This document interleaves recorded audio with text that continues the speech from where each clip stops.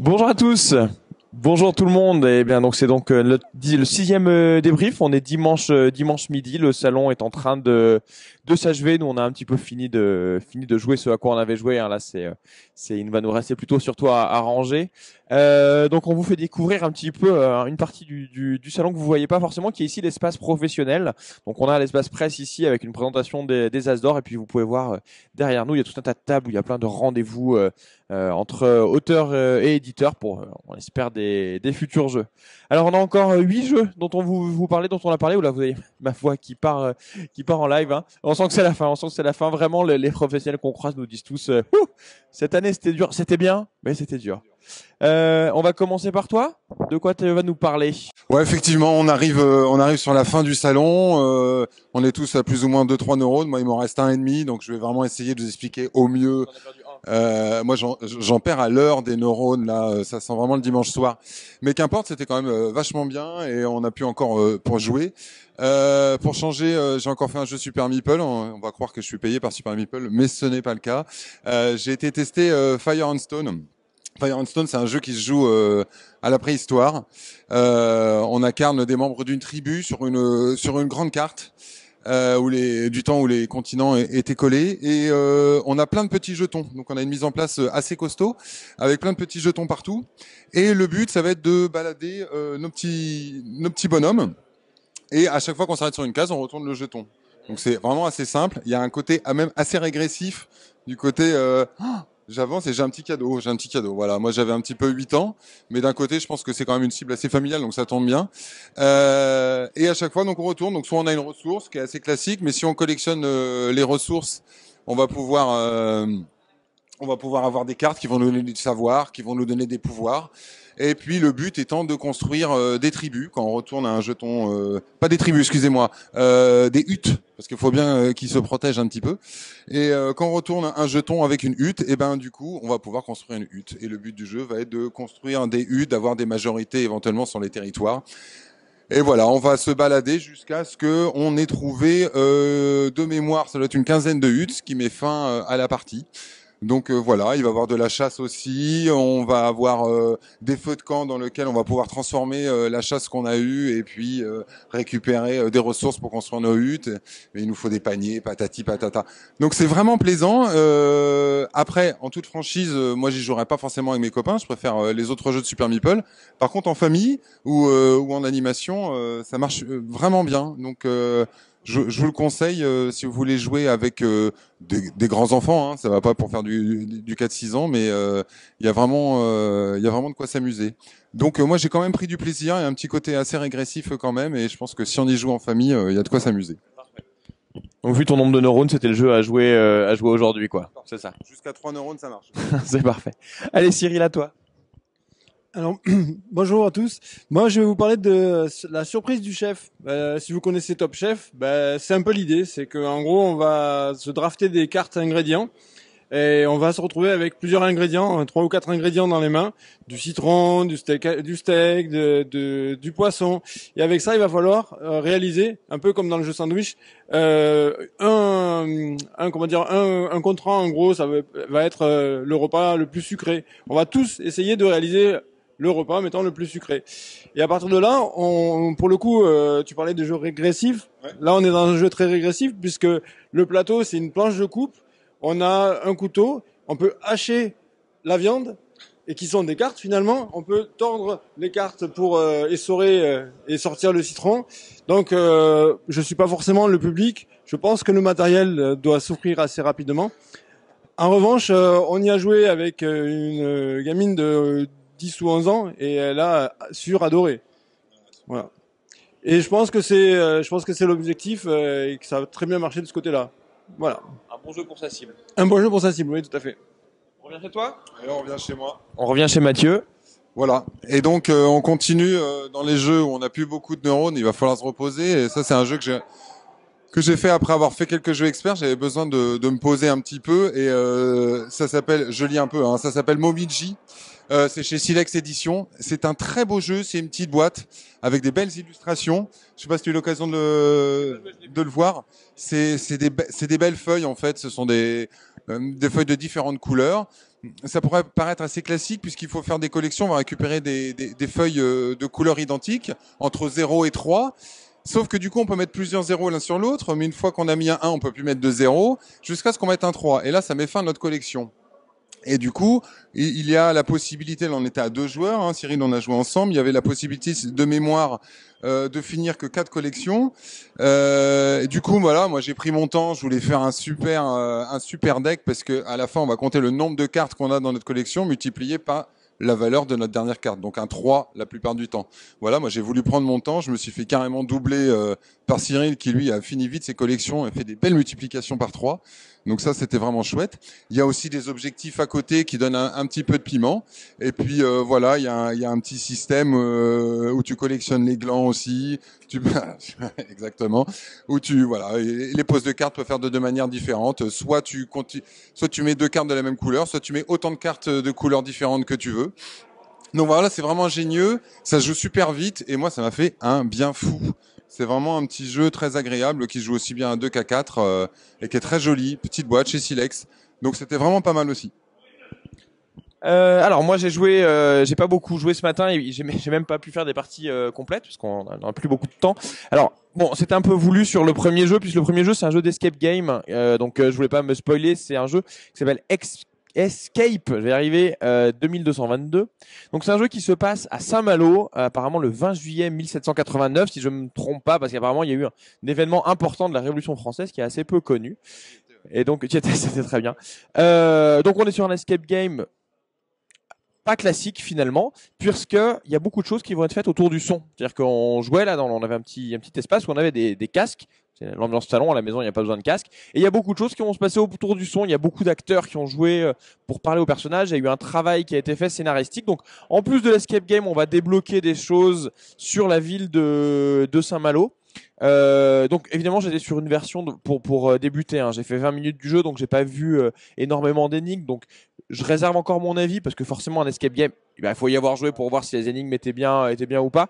De ce que j'en ai vu, ça m'a paru assez prometteur. J'ai bien aimé ce mélange là. On a un espèce de petit carnet aussi où on trouve des indices. Ça nous fait penser un peu à Exit. Donc ouais, il y a du Exit, il y a un paquet de cartes aussi qu'on va aller chercher quand on a les bonnes réponses. Donc il y a un peu aussi quelque part les bonnes idées d'unlock. Donc à voir. Voilà, ils se sont inspirés des bonnes personnes à mon avis. Donc à voir. Je suis curieux de voir ce que ça va donner. Ah bah c'est une boîte dans laquelle il va y avoir des cartes et un petit peu de matériel et puis il y aura une application qui est plutôt sur un ordinateur, j'ai l'impression, où il y aura donc du son, on aura en permanence une ambiance, on aura les personnages qu'on rencontrera qui nous parleront, voilà. Ça a l'air d'avoir été en tout cas très travaillé, voilà, donc je réserve mon avis jusqu'à ce que j'y ai joué, mais clairement il y a eu un vrai travail sur ce jeu. Cyril. Alors moi je vais vous parler de Colorado. C'est aussi chez Silex. C'est un prototype pour l'instant. Ça devrait sortir en fin d'année apparemment. C'est encore et encore un roll and write. Sauf que ils appellent ça un call and write. Parce qu'en fait, on va avoir des cartes en main. Et le principe, c'est que on va appeler une carte. On va dire, par exemple, je veux le 3 rouge. On va dire, toi Camille, je te demande le 3 rouge. S'il me donne le 3 rouge, je pose la carte, je réalise l'action et tous les autres joueurs réalisent l'action. Et en fait, qu'est-ce que ça va être? Mais les actions, ça va être en gros aller cocher des cases sur notre feuille qui vont nous permettre d'ouvrir de nouveaux territoires, qui vont nous permettre de cocher d'autres cases, qui vont nous permettre de jouer d'autres cartes, etc., etc. Et donc, c'est plutôt agréable parce que déjà c'est assez original et c'est plutôt agréable. C'est relativement fluide, sauf que pour le coup, je pense que c'est le fait que ce soit un proto, ça manquait un petit peu d'épure et c'était un petit peu long. Donc à la fin, on a senti un peu un essoufflement et je pense que l'idée est bonne, mais qu'il faudra attendre un peu le travail final. Un troisième jeu? Un troisième jeu? Alors je vais vous parler de Pessoa. Pessoa, c'est un écrivain portugais. Et dans le jeu, en gros, Pessoa, il avait plusieurs personnalités. Chaque personnalité, ils appelaient ça des hétéronymes, représentait en gros un style littéraire, plutôt classique, plutôt naturaliste, plutôt futuriste. Et dans le jeu, en gros, ce qu'on va faire, c'est qu'on va jouer ce personnage-là, que l'on va déplacer dans sa ville natale de Lisbonne. Et qu'est-ce qu'on va faire? On va récupérer des cartes. Ces cartes sont en gros les pensées de PSOA. Et on va aller ensuite c'est un jeu de comment dire de collection entre guillemets, puisqu'on va collecter ces cartes-là. On va aller dans le bar où passer son temps PSOA, et on va déclamer finalement les pensées de PSOA, ce qui est un moyen de gagner des points de victoire. Donc on est dans un Eurogame. Il y a un petit peu de combos, puisque en fonction des lieux, on peut arriver à déclencher des petites combos. Et voilà. C'est un jeu qui a du charme. Je pense que certains Eurogamers vont trouver ça un peu trop limité, parce que finalement, une fois qu'on a compris le système, ça reste assez classique. Par contre, c'est un jeu qui a un certain charme, et puis en plus, on prend plaisir à lire les vers, les textes de PSOA et de les composer. Voilà. Donc du coup, pour moi, c'est plutôt un jeu où j'ai eu un coup de cœur. Okay. Voilà. Oui, carrément. Oui. C'est ton premier coup de cœur du salon, hein? C'est enfin le dernier jour, il a fait attendre. C'est pas une fleur bleue comme toi et moi, visiblement. Voilà. Alors moi, j'ai eu un autre jeu où je suis pas allé au bout et je le regrette bien. C'est quoi? C'était pour pouvoir tourner cette vidéo. Hein, on était un petit peu limite. Donc ça s'appelle Aurignac. Ça se passe. Alors Aurignac, qui est un village, je crois, ou une région du sud de la France, où on a démontré. Il y a pas si longtemps que ça, que à cet endroit-là, les hommes de Cro-Magnon et de Néandertal ont cohabité. Et apparemment, ça changerait pas mal la vision qu'on avait de la préhistoire. Donc pour le coup, nous, on va pas chercher à cohabiter. Il y aura des joueurs qui vont jouer des Néandertals, des joueurs qui vont jouer les Cro-Magnons et un joueur qui va jouer Mère Nature. Et tout ça va être en compétition. Et chacun aura sa façon de jouer. Donc ça, c'est un jeu asymétrique. Moi, c'est quelque chose qui me plaît beaucoup.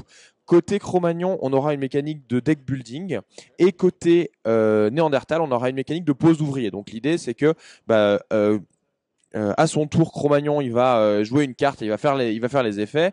Néandertal, c'est pas de la pose d'ouvrier d'ailleurs, c'est plus du dépensement de points d'action pour être exact. Il va dépenser ses points d'action. Et Mère Nature, pendant ce temps-là, elle va tout faire pour les enquiquiner. C'est-à-dire qu'elle aura des cartes qu'elle pourra jouer de temps en temps pour dire ah t'as fait ça, en fait ça marche pas. Ah là t'as chassé un bison, non t'as pas chassé un bison, en fait il s'est enfui. Ah t'as tué le troupeau, attends je pioche des cartes et je vais peut-être t'en mettre sur la tête. Arrive à équilibrer tout ça avec trois systèmes de modes de jeu différents? Alors on n'est pas allé jusqu'au bout de la partie, donc je me suis pas forcément rendu compte, mais j'ai bien vu qu'on avançait chacun à notre tour. Et en fait, ce qui est intéressant, c'est que Mère Nature, on sent qu'elle est là pour équilibrer. Elle gagne si au bout d'un certain nombre de manches, les gens sont pas arrivés au bout. Donc elle est là pour les ralentir, mais il faut bien qu'elle ralentisse le bon. Alors moi, je jouais Mère Nature, j'ai adoré ça, vraiment, parce que je suis une mauvaise personne, tout le monde le sait. Il y a le côté pour ceux qui ont joué la première édition des Demeures de l'Épouvante, où on avait ces cartes quand les joueurs faisaient des actions, oh tu rentres dans un couloir, mais attention, tu tombes dans l'escalier des chauves-souris, voilà. Et donc c'est vraiment ce côté-là où tu vas embêter les autres. Moi j'ai vraiment aimé, j'avais envie de poursuivre la partie. Ouais, on a joué avec Mathieu, je crois que Mathieu a aimé aussi. On a envie d'échanger les rôles, donc voilà, non, c'est chouette. On va dire pour les gens qui trouvent que Route est un peu trop compliqué, je pense que celui-ci est beaucoup plus accessible en termes de règles. Et donc du coup, ça me paraît vraiment un choix intéressant. Donc voilà, j'ai hâte d'y rejouer, d'aller au bout de la partie. C'est cool, ça valait le coup de nous faire attendre un petit peu pour ce tournage. Exactement. Je laisse la main au meilleur, c'est toi qui finis? C'est moi le meilleur? Merci, t'es mignon. Moi, je vais juste finir, je vais vous parler d'une nouvelle boîte d'édition qui vient d'arriver. Captain Games, peut-être que ça vous dit pas grand-chose. Après, d'un côté, si je vous dis Cédric Comont, peut-être que ça va vous dire un peu plus de choses. Ou alors si je vous dis carrément Reproproduction, là, je pense que tout le monde a compris. En fait, Cédric Comont, c'est le cofondateur de Reproproduction qui lors de l'achat de Asmodée est parti de repos et a hésité sûrement entre une pré-retraite ou relancer une nouvelle aventure. Et puis, comme souvent chez lui, il a eu un coup de cœur. Et voilà, face à un coup de cœur, il s'est senti un petit peu obligé de l'éditer et il est reparti sur une nouvelle aventure avec son complice François Romain qui a fait So Clover. D'accord. Voilà, et donc là ils sont partis. Donc on n'aura pas d'image à vous montrer parce que c'était un proto, donc c'est encore hush, mais ça va sortir normalement au printemps, je pense juin. On est sur un jeu d'ambiance avec des jeux d'association de mots. En fait, on a 13 mots qui sont autour d'un cercle qui sont numérotés et un mot au centre. C'est un jeu coopératif où chacun va marquer des points pour soi. Donc c'est vraiment du coopératif. On a besoin des autres pour marquer des points. Et en fait, le capitaine va devoir pouvoir trouver une association entre le mot qui est au milieu et l'un des 13 mots autour. Alors, quelquefois, c'est un peu difficile, un peu capillotracté parce qu'il y a vraiment absolument rien. Et évidemment, ce genre de jeu, en fait, c'est pas vraiment la mécanique qui fait le jeu. C'est vraiment l'ambiance autour de la table. Moi, c'est pas mon style de jeu et malgré tout, qu'est-ce qu'on s'est poilé, quoi. Ça, on se marre. Donc voilà, j'ai pas forcément ni trouvé ça forcément très original puisqu'il y a déjà beaucoup de jeux d'association d'idées. Mais ça fonctionne. Il faut absolument le reconnaître, ça fonctionne. Il y a de moins en moins de mots, tout le monde participe. Et si jamais voilà, il y a des gens qui ont voté comme vous pour l'association de mots, ben ils marquent des points ainsi que vous. Et éventuellement à la fin, vous pouvez compter les points pour déterminer qui est le meilleur. Mais le but étant de s'amuser autour de la table et de justifier ses choix. Voilà comment on arrive à associer savon et canard ou fraise et hélicoptère. Et ça, il y a des bonnes crises de fou rire. Donc voilà, ça va être un nouvel éditeur à suivre et je pense qu'il y aura des bonnes surprises. Donc il faudra attendre le printemps pour avoir de plus amples nouvelles. Voilà. Eh ben merci Mathieu. Donc là, c'était le dernier jeu qu'on avait à couvrir. Il va me laisser, il me reste, pardon, à vous dire au revoir. On se revoit bientôt pour l'espèce de vidéo bilan un petit peu sur tout ce qu'on a vu et surtout une fois qu'on aura fait ça, eh bien on fera les DLV où on va creuser un petit peu tout ce qu'on vous a dit. L'idée c'est de vous mettre un peu l'eau à la bouche, mais on ira un petit peu plus en détail sur ce qu'on a fait dans peu de temps. Très bonne journée à vous et puis à très bientôt sur ledovox.fr. Ciao.